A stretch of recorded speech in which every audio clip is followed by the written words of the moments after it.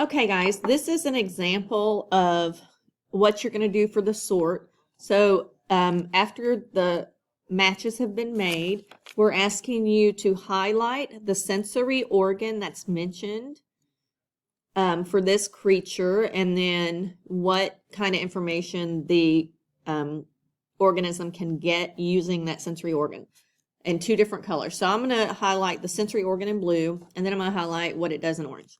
So this animal has tiny hairs on its long antenna and along its claws to feel, taste, and smell the water around it.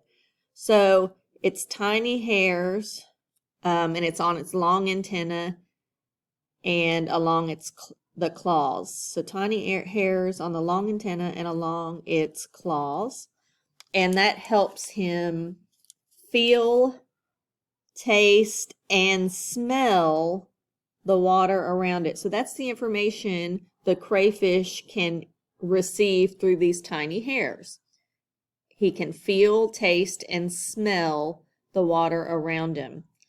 The hair also detects movement. So that's another thing. So his tiny hairs actually perform a lot of different functions for him. They serve to feel, taste, and smell. So that's basically 3 of our sensory organs are just in these tiny hairs on the crayfish.